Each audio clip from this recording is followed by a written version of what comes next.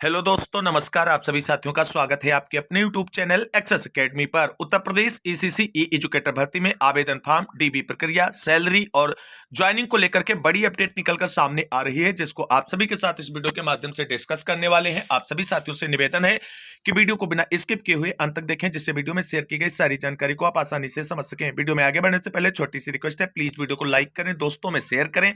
जितने भाई बहन चैनल पर पहली बार विजिट कर रहे हैं और अभी तक चैनल से नहीं जुड़े हैं तो प्लीज चैनल को सब्सक्राइब करके बेल आइकन जरूर दबाएं, जिससे भर्ती से रिलेटेड हर छोटी बड़ी लेटेस्ट और ऑफिशियल अपडेट समय समय पर आप सभी साथियों को मिलती रहे। तो आइए दोस्तों, शुरू करते हैं उत्तर प्रदेश ईसीसी ई एजुकेटर भर्ती को लेकर के आ रही धमाकेदार अपडेट का यह वीडियो। सबसे पहले बात करेंगे चयनितों का स्कूल आवंटन डन, ज्वाइनिंग लेटर की प्रक्रिया हुई पूरी। वहीं एक और जिले में डॉक्यूमेंट वेरिफिकेशन का नोटिस हुआ जारी, डीबी प्रक्रिया हुई शुरू। डीबी के लिए कॉल और मेल नहीं आया है तो क्या करें, उस पर भी बात करेंगे। एक और जिले से ईसीसी ई एजुकेटर और स्पेशल प्रोफेशनल एजुकेटर भर्ती में आवेदन की प्रक्रिया शुरू। सुल्तानपुर और बस्ती में पुनः डीबी होगी या पुनः आवेदन होंगे, इसको लेकर के आप सभी की क्वायरी है, उस पर भी बात करेंगे। वहीं एनटीटी कोर्स बंद, अब ईसीसी ई एजुकेटर कहां से लाएं, एनसीटी अप्रूव्ड मार्कशीट और प्रमाण पत्र, इसको लेकर के भी क्लेरिफाई करेंगे आप सभी की शंकाओं को। तो आप सभी से निवेदन है कि पैशंस पूर्वक वीडियो में अंत तक बने रहें। सबसे पहले यहां पर बात करते हैं चयनितों के स्कूल आवंटन और ज्वाइनिंग लेटर वितरण को लेकर के आ रही बड़ी अपडेट के बारे में।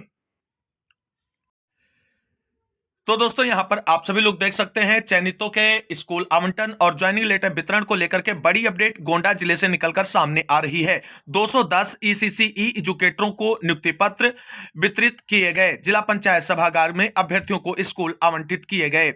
जिले में early childhood care and education यानी ईसीसी ई एजुकेटरों की भर्ती को लेकर 9 माह से चला आ रहा इंतजार बुधवार को समाप्त हो गया। जिला पंचायत सभागार में आयोजित कार्यक्रम के दौरान चयनित 210 अभ्यर्थियों को विद्यालय आवंटन के साथ नियुक्ति पत्र प्रदान किए गए। भर्ती प्रक्रिया पूरी होने से अभ्यर्थियों के चेहरे खिल गए। प्रथम चरण में 210 ईसीसी ई एजुकेटरों की तैनाती प्रस्तावित थी। इनमें से 14 एजुकेटरों को पीएम श्री विद्यालयों में तथा 196 एजुकेटरों को कोलोकेटेड आंगनबाड़ी केंद्रों पर तैनात किया गया है। इन केंद्रों के माध्यम से 3 से 6 वर्ष आयु वर्ग के बच्चों को प्रारंभिक शिक्षा के लिए तैयार किया जाएगा, जिससे उनके शैक्षणिक नींव को मजबूत किया जा सकेगा। यहां पर देख सकते हैं आप सभी लोग ज्वाइनिंग लेटर प्राप्त करते हुए अभ्यर्थियों की तस्वीरें यहां पर आप सभी के सामने हैं। यहां पर देख सकते हैं आगे जो अपडेट है, ईसीसी ई एजुकेटरों की तैनाती से जिले में प्रारंभिक बाल शिक्षा को मजबूती मिलेगी व निपुण भारत के मिशन के लक्ष्यों की प्राप्ति में तेजी आएगी। इनका मुख्य दायित्व बच्चों को खेल आधारित एवं गतिविधि आधारित शिक्षण पद्धति के माध्यम से औपचारिक शिक्षा के लिए तैयार करना है। प्रेम शंकर मिश्र जिला समन्वयक यानी डिस्ट्रिक्ट कोऑर्डिनेटर का यह बड़ा स्टेटमेंट है। वहीं आगे देख सकते हैं बीएसए सर का भी स्टेटमेंट है। विशेष रूप से 5 से 6 वर्ष आयु वर्ग के बच्चों को लक्ष्य बनाकर निपुण भारत मिशन के अंतर्गत भाषा विकास, प्रारंभिक गणना ज्ञान, संख्यात्मक समझ व अन्य बुनियादी साक्षरता कौशलों को विकसित किया जाएगा। आने वाले समय में इसके सकारात्मक परिणाम प्राथमिक शिक्षा स्तर पर देखने को मिलेंगे। अमित कुमार सिंह बीएसए की तरफ से बड़ा स्टेटमेंट देखने को मिला है।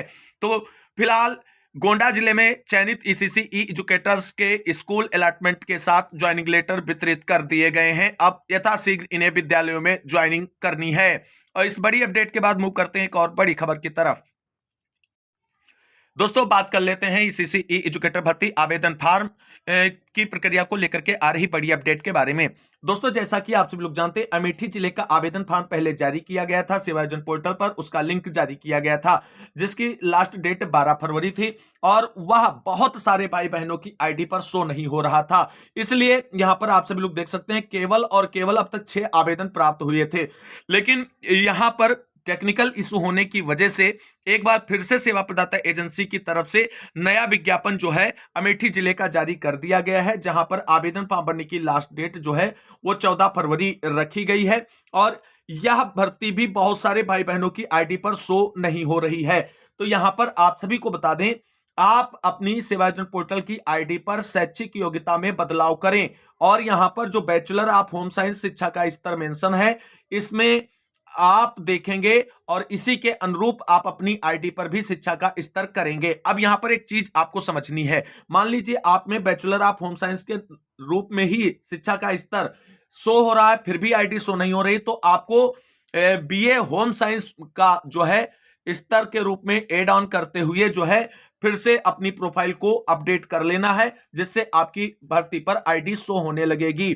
तो ये चीजें बिल्कुल क्लियर हो जानी चाहिए। अमेठी जिले में पुनः विज्ञापन जारी हुआ है और आप सभी को अपनी आईडी में संशोधन करना होगा। यानी अगर आपकी आईडी में बैचलर ऑफ होम साइंस शिक्षा के स्तर में है तो बीए ऑफ होम साइंस के रूप में उसे पुनः एड ऑन कर लीजिए। अगर बीए होम साइंस के रूप में है तो आप बैचलर ऑफ होम साइंस के रूप में शिक्षा का स्तर जहां पर शो होता है उसको पुनः जो है एड ऑन कर लीजिए। भर्ती इजिली आपकी आईडी पर शो होगी, कोई दिक्कत आपको नहीं होगी। ये पॉइंट आप करके देखिए। स्पेशल प्रोफेसर एजुकेटर भर्ती को लेकर के आप सभी लोग देख सकते हैं कासगंज जिले से 2 कैटेगरी के लिए भर्ती का विज्ञापन जारी हो गया और आवेदन फॉर्म भरने आज से शुरू हो गए। जो भी भाई बहन आवेदन फॉर्म अप्लाई करना चाहते हैं कासगंज जिले में वो अप्लाई कर सकते हैं। अब मूव करते हैं अगली खबर की ओर। अब यहां पर दोस्तों हम बात करेंगे ईसीसी ई एजुकेटर भर्ती में डॉक्यूमेंट वेरिफिकेशन की प्रक्रिया को लेकर के आ रही बड़ी अपडेट के बारे में। दोस्तों एक और जिले से ईसीसी ई एजुकेटर भर्ती की डॉक्यूमेंट वेरिफिकेशन का नोटिस जारी कर दिया गया। डीबी प्रक्रिया शुरू हो गई जिसकी डिटेल यहां पर आप सभी के सामने है, आप सभी लोग चेकआउट कर सकते हैं। यहां पर दोस्तों आप सभी लोग देख सकते हैं ईसीसी ई एजुकेटर भर्ती डॉक्यूमेंट वेरिफिकेशन अपडेट। सोनभद्र जिले में आवेदन फॉर्म भरने वाले साथियों का इंतजार हुआ समाप्त, डॉक्यूमेंट वेरिफिकेशन का नोटिस हुआ जारी। डॉक्यूमेंट वेरिफिकेशन शेड्यूल और एड्रेस यहां पर आप सभी के सामने मेंशन किया गया है। तो सोनभद्र जिले के डॉक्यूमेंट वेरिफिकेशन की प्रक्रिया जो है वो धर्मशाला चौक, घोरावल बस स्टैंड, रावर्ट्सगंज, सोनभद्र में 2, 3 और 4 फरवरी को आयोजित की जाएगी। अब यहां पर आप सभी को बता दें बहुत सारे भाई बहन परेशान है कि सर हमें सोनभद्र से डीबी के लिए कॉल या मेल नहीं आया है। तो आप सभी लोग 31 तक इंतजार करें। 31 जनवरी तक अगर आपको डीबी के लिए कॉल या मेल आता है तो आपको डीबी में जाना है। अगर आपको डीबी के लिए कॉल या मेल नहीं आता है तो आपको डीबी के लिए नहीं जाना है। सोनभद्र जिले में भी डॉक्यूमेंट वेरिफिकेशन की प्रक्रिया जो है वो रैंडम लिस्ट के बिहाफ पर होने जा रही है, ऐसा प्रतीत होता है, क्योंकि ना तो अभी तक कोई ऑफिशियल नोटिफिकेशन जारी किया गया है सोनभद्र जिले से और ना ही अभी जिले की एनआईसी साइट पर जो है लिस्ट ही अपलोड की गई है। यानी पूरी तरीके से गोलमाल किया जा रहा है डॉक्यूमेंट वेरिफिकेशन की प्रक्रिया में। और ऐसे में सोनभद्र जिले में जो भाई बहन अप्लाई किए हैं सीसीई एजुकेटर भर्ती के लिए उन्हें थोड़ा सतर्क और सावधान हो जाना चाहिए अपनी डॉक्यूमेंट वेरिफिकेशन की प्रक्रिया को लेकर के, क्योंकि जब तक ऑफिशियल रूप से आप नोटिस नहीं जारी करते हैं, ना तो न्यूज़पेपर के माध्यम से, ना ही आप अपने नोटिस बोर्ड पे चस्पा करते हैं और ना ही आप जिले की ऑफिशियल साइट पर अपलोड करते हैं, तो इसका सीधा सा तात्पर्य कहीं ना कहीं भर्ती में घालमेल होने जा रहा है। तो फिलहाल जिन भाई बहनों को मेल आया है वो अवश्य जाएं। 2, 3, 4 जिस डेट में आपको बुलाया गया है उस डेट में आप पहुंचकर अपनी डीबी कराएं। डीबी के लिए समस्त शैक्षिक प्रमाण पत्र आपको ले जाने हैं। इसके साथ साथ आपको निवास प्रमाण पत्र, अनुसूचित जाति और अनुसूचित जनजाति तथा अन्य पिछड़ा वर्ग के भाई बहनों को जाति प्रमाण पत्र भी लेकर के जाना है डीबी के समय। बाकी शैक्षिक प्रमाण पत्र तो आपके पास होने ही चाहिए और एक सेट ओरिजिनल आपका होगा और एक सेट आपका फोटो स्टेट के रूप में उपलब्ध होना चाहिए आपके पास में। तो डीबी की प्रक्रिया को लेकर के बड़ी अपडेट हमने जो डिस्कस करी है उसके बाद मूव करते हैं अगली खबर की ओर। अब दोस्तों यहां पर बहुत सारे भाई बहनों का कमेंट आ रहा है कि सर सुल्तानपुर और बस्ती जिले में रैंडम लिस्ट के बिहाफ पर होने वाली डॉक्यूमेंट वेरिफिकेशन की प्रक्रिया को स्थगित यानी रद्द कर दिया गया था। अब इन जिलों में पुनः डीबी होगी या भर्ती प्रक्रिया रद्द करते हुए नए सिरे से आवेदन होंगे। तो एक बात आप सभी लोग क्लियर कट समझ लीजिए। जो सुल्तानपुर जिला है यहां पर पहले भर्ती रद्द हो चुकी है। इस बार सुल्तानपुर और बस्ती में केवल डॉक्यूमेंट वेरिफिकेशन की प्रक्रिया जो रैंडम लिस्ट के बिहाफ पर हो रही थी उसको स्थगित किया गया है और इसके बाद जिला चयन समिति के माध्यम से जो निर्णय लिया जाएगा उसका अमल जो है होगा आगे की कार्रवाई के लिए। फिलहाल सुल्तानपुर और बस्ती जिले में भर्ती प्रक्रिया नहीं रद्द होगी, सीधी सी बात है, केवल और केवल डॉक्यूमेंट वेरिफिकेशन रद्द होगा और आने वाले समय में बहुत जल्द इसकी डीबी का नोटिस जारी होगा जो पुनः होगी और इस बार इन दोनों जिलों में सभी आवेदनकर्ताओं को डीबी के लिए बुलाया जाएगा। यह जानकारी निकलकर सामने आ रही है। तो भर्ती रद्द के लिए आप सभी लोग ना सोचे, केवल डीबी प्रक्रिया स्थगित हुई है और अब पुनः डीबी होगी और उसमें सभी को सम्मिलित किया जाएगा। ये चीजें जिला चयन समिति के माध्यम से होने वाली है आप सभी के लिए। अब एक सबसे बड़ा प्रश्न, कानपुर देहात से ऐसे भाई बहन जिन्होंने एनटीटी के बिहाफ पर आवेदन किया है उन्हें नोटिस जारी किया गया है। अब एक बहुत बड़ा घालमेल बना हुआ है एनटीटी को लेकर के, ना तो कोई सही जानकारी दे रहा है, ना तो आवेदनकर्ता ही कुछ समझ पा रहे हैं कि ये हो क्या रहा है, हम कैसे क्या करें। बहुत सारे भाई बहनों के कमेंट आ रहे हैं सर 2013 में ही एनटीटी जो है वो बंद कर दिया था, अब हम एनसीटी प्रूव्ड जो है प्रमाण पत्र कहां से लाएं। हमने हर वीडियो में आपको समझाया है और फिर से एक बार समझाने जा रहे हैं। जो नोटिस जारी हुआ उस पर चर्चा करने के साथ साथ में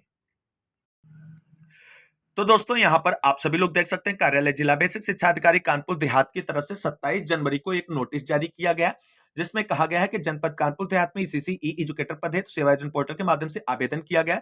उक्त में दिनांक 10/11/2025 एवं 11/11/2025 को अभिलेखी परीक्षण में आपके द्वारा एनटीटी प्रमाण पत्र संलग्न किया गया है। उक्त के संबंध में शासनादेश में निहित प्रावधानों के अनुसार उक्त संस्थान एनसीटी से मान्यता प्राप्त संस्थान होना चाहिए। अतः उक्त क्रम में आपको सूचित किया जाता है कि इस आशय का प्रमाण पत्र 1 सप्ताह के अंदर अधोहस्ताक्षरी कार्यालय में उपलब्ध कराना सुनिश्चित करें कि जिस संस्थान से आपके द्वारा एनटीटी की गई है वह संस्थान एनसीटी से मान्यता प्राप्त है।